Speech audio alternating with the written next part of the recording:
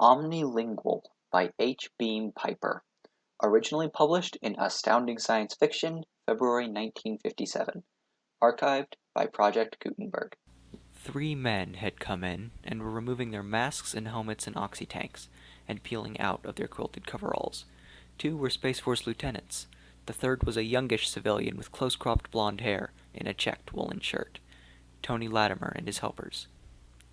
"Don't tell me Martha got something out of that stuff," he asked, approaching the table. He might have been commenting on the antics of the village half-wit from his tone.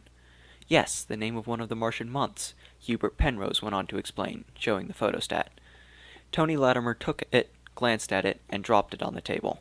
"Sounds plausible, of course, but just an assumption. The word may not be the name of a month at all.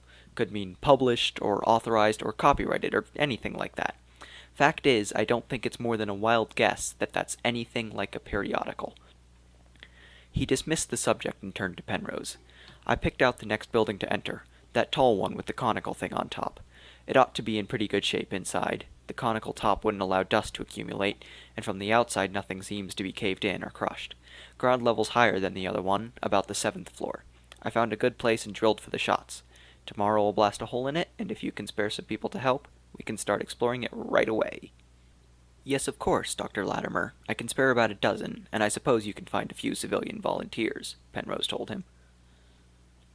"What will you need in the way of equipment?"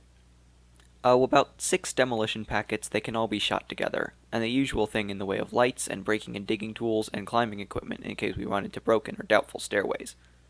We'll divide into 2 parties. Nothing ought to be entered for the first time without a qualified archaeologist along. 3 parties, if Martha can tear herself away from this catalog of systematized incomprehensibilities she's making long enough to do some real work." She felt her chest tighten and her face become stiff. She was pressing her lips together to lock in a furious retort when Hubert Penrose answered for her. "Dr. Dane's been doing as much work, and as important work, as you have," he said brusquely. "More important work, I'd be inclined to say." Von Olmhorst was visibly distressed. He glanced once towards Sid Chamberlain, then looked hastily away from him, afraid of a story of dissension among archaeologists getting out. Working out a system of pronunciation by which the Martian language could be transliterated was a most important contribution, he said, and Martha did that almost unassisted. "Unassisted by Dr. Latimer, anyway," Penrose added. "Captain Field and Lieutenant Koremitsu did some work, and I helped out a little, but 9/10 of it she did herself." "Purely arbitrary," Latimer disdained. "Why, we don't even know that the Martians could make the same kinds of vocal sounds we do." "Oh, yes we do," Ivan Fitzgerald contradicted, safe on his own ground. "I haven't seen any actual Martian skulls. These people seem to have been very tidy about disposing of their dead, but from statues and busts and pictures I've seen, I'd say that their vocal organs were identical with our own." "Well, grant that, and grant that it's going to be impressive to rattle off the names of Martian notables whose statues we find, and that if we're ever able to attribute any place names, they'll sound a lot better than this horse doctor's Latin the old astronomer splashed all over the map of Mars," Latimer said.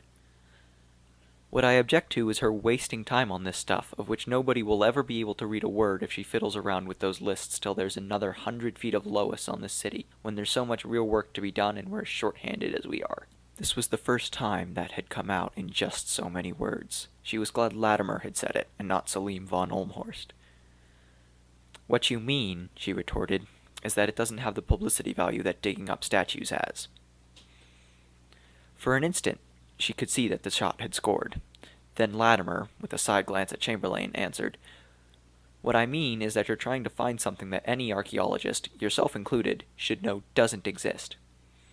I don't object to your gambling your professional reputation and making a laughingstock of yourself. What I object to is that the blunders of one archaeologist discredit the whole subject in the eyes of the public." That seemed to be what worried Latimer most.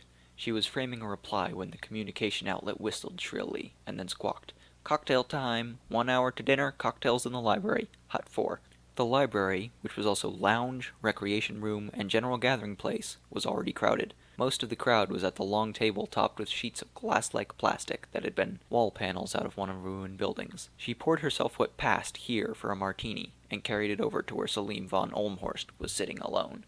For a while, they talked about the building they had just finished exploring, then drifted into reminiscences of their work on Terra. Von Olmhorst's in Asia Minor, with the Hittite empires, and hers in Pakistan, excavating the cities of the Harappa civilization. They finished their drinks. The ingredients were plentiful, alcohol and flavoring extracts synthesized from Martian vegetation, and von Olmhorst took the 2 glasses to the table for refills. "You know, Martha," he said when he returned, "Tony was right about one thing. You are gambling your professional standing and reputation. It's against all archaeological experience that a language so completely dead as this one could be deciphered. There was a continuity between all the other ancient languages. By knowing Greek, Champollion learned to read Egyptian. By knowing Egyptian, Hittite was learned. That's why you and your colleagues have never been able to translate the Harappa hieroglyphics. No such continuity exists there. If you insist that this utterly dead language can be read, your reputation will suffer for it. I heard Colonel Penrose say, once, that an officer who is afraid to take risks in his military reputation seldom makes much of a reputation. It's the same with us.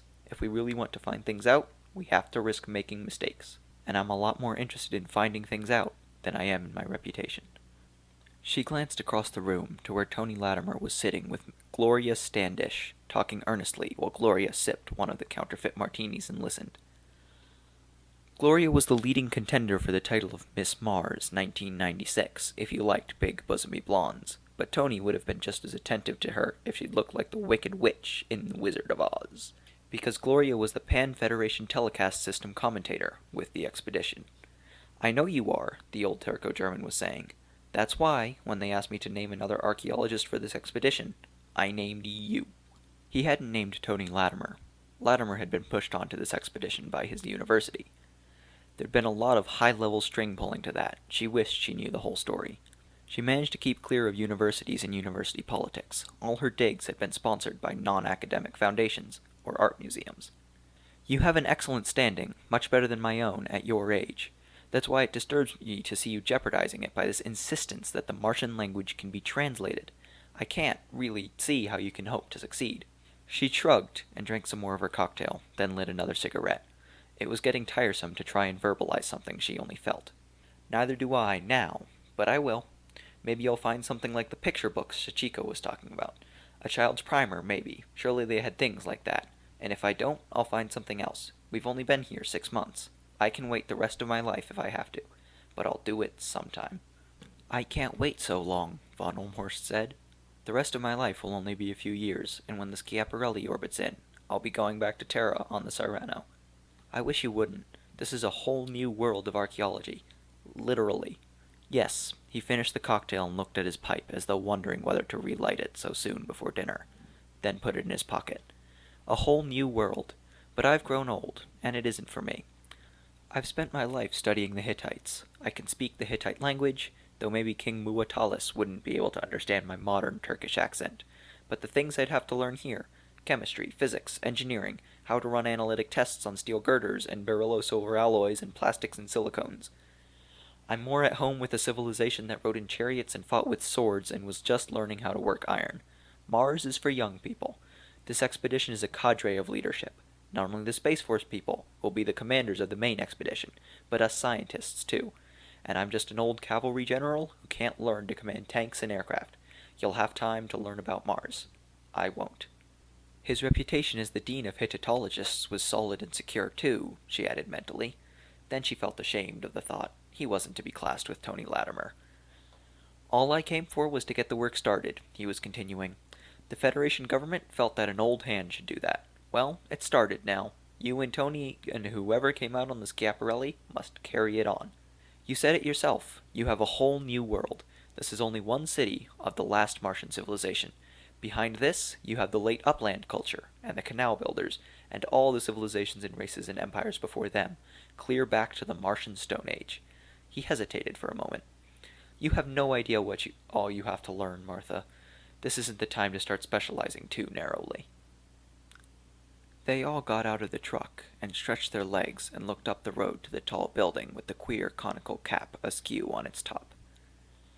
The 4 little figures that had been busy against its wall climbed into the jeep and started back slowly, the smallest of them, Sachiko Koremitsu, paying out an electric cable behind. When it pulled up beside the truck, they climbed out. Sachiko attached the free end of the cable to a nuclear electric battery. At once, dirty gray smoke and orange dust puffed out from the wall of the building, and, a second later, the multiple explosion banged. She and Tony Latimer and Major Lindemann climbed onto the truck, leaving the jeep stand by the road. When they reached the building, a satisfyingly wide breach had been blown in the wall. Latimer had placed his shots between two of the windows. They were both blown out along with the wall between, and lay unbroken on the ground. Martha remembered the first building they had entered.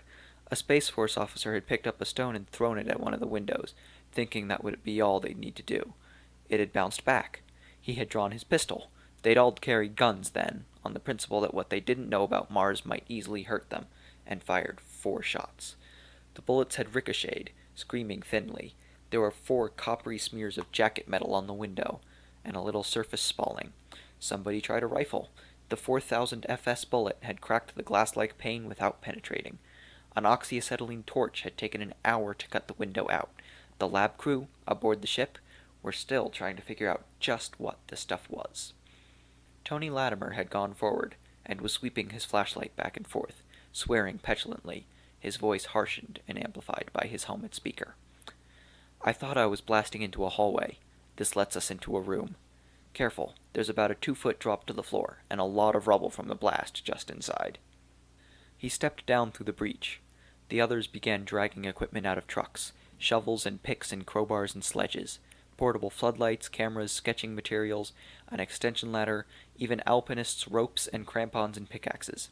Hubert Penrose was shouldering something that looked like a surrealist machine gun, but which was really a nuclear-electric jackhammer. Martha selected one of the spike-shod mountaineer's ice axes, with which she could chop or poke or dig or pry or help herself over rough footing.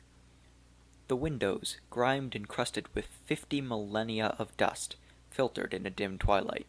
Even the breach in the wall, in the morning shade, lighted only a small patch of floor. Somebody snapped on a floodlight, aiming it at the ceiling. The big room was empty and bare. Dust lay thick on the floor and reddened the once white walls. It could have been a large office, but there was nothing left in it to indicate its use. This one's been stripped up to the 7th floor, Latimer exclaimed. Street level will be cleaned out completely. Due for living quarters and shops, then, Lindemann said. Added to the others, this will take care of everyone on the Schiaparelli. Seemed to have been a lot of electric or electronic apparatus over along this wall, one of the Space Force officers commented. 10 or 12 electric outlets. He brushed the dusty wall with his glove, then scraped on the floor with his foot. I can see where things were pried loose. The door, one of the double sliding things the Martian had used, was closed. Selim von Olmhorst tried it, but it was stuck fast.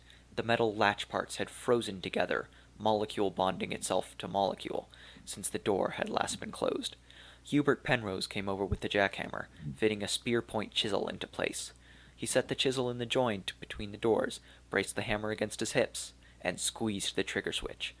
The hammer banged briefly like the weapon it resembled, and the doors popped a few inches apart, then stuck. Enough dust had worked into the recesses into which it was supposed to slide to block it on both sides. That was old stuff. They ran into that every time they had to force a door, and they were prepared for it. Somebody went outside and brought in a power jack, and finally one of the doors inched back to the door jamb. That was enough to get the lights and equipment through. They all passed from room to the hallway beyond. About half the other doors were open. Each had a number and a single word, Darfulva, over it.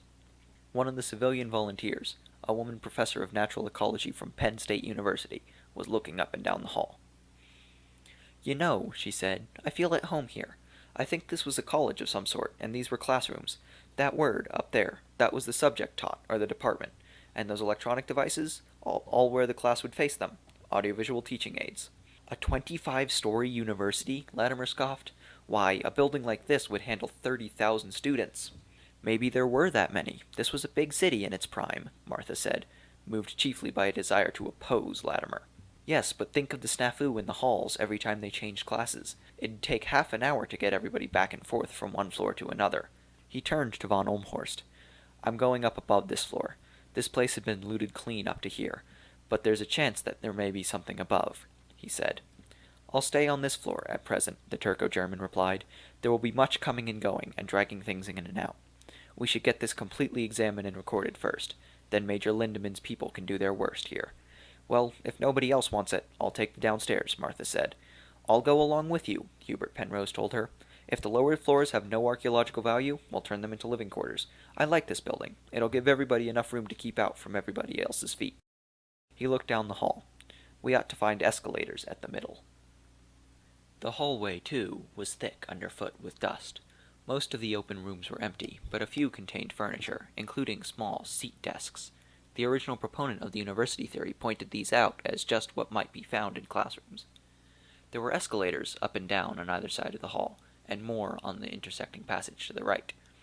That's how they handled the students between classes, Martha commented, and I'll bet there are more ahead there. They came to a stop where the hallway ended at a great square central hall. There were elevators there, on 2 of the sides, and 4 escalators, still usable as stairways, but it was the walls, and the paintings on them, that brought them up short and staring.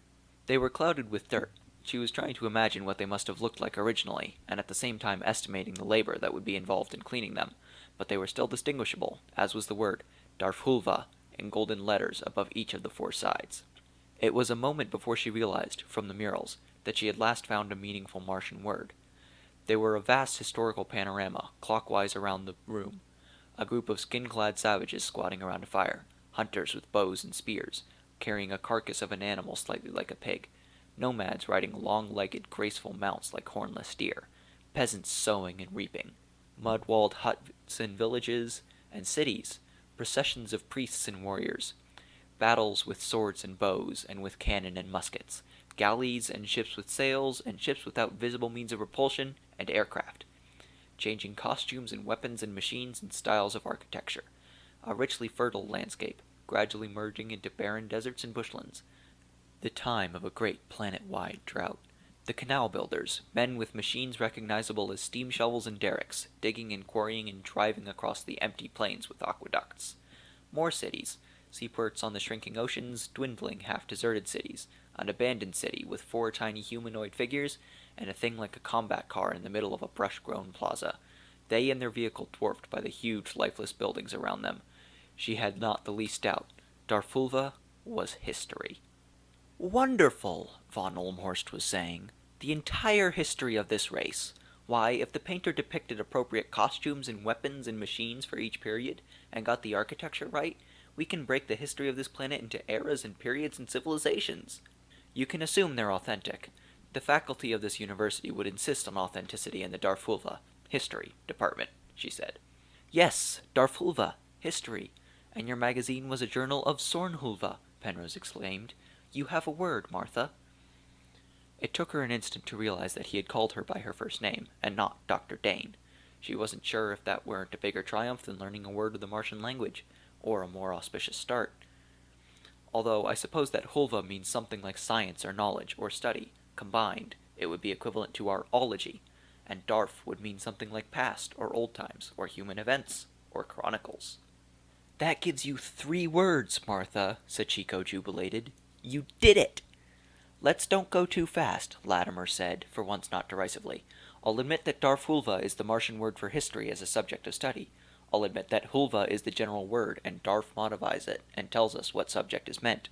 But as for assigning specific meanings, we can't do that because we don't know just how the Martians thought, scientifically or otherwise." He stopped short, startled by the blue-white light that blazed as Chamberlain's cliquettes went on. When the whirring of the camera stopped, it was Chamberlain who was speaking. "This is the biggest thing yet, the whole history of Mars, Stone Age to the end, all on 4 walls. I'm taking this with the fast shutter, but we'll telecast it in slow motion from the beginning to end. Tony, I want you to do the voice for it. Running commentary, interpretation of each scene as it's shown. Would you do that?" Would he do that, Martha thought. If he had a tail, he'd be wagging it at the very thought. "Well, there ought to be more murals on the other floors," she said. "Who wants to come downstairs with us?" Sachiko did, immediately. Ivan Fitzgerald volunteered. Sid decided to go upstairs with Tony Latimer, and Gloria Standish decided to go upstairs too. Most of the party would remain on the 7th floor, to help Selim von Olmhorst get it finished. After poking tentatively at the escalator with the spike of her ice axe, Martha led the way downward.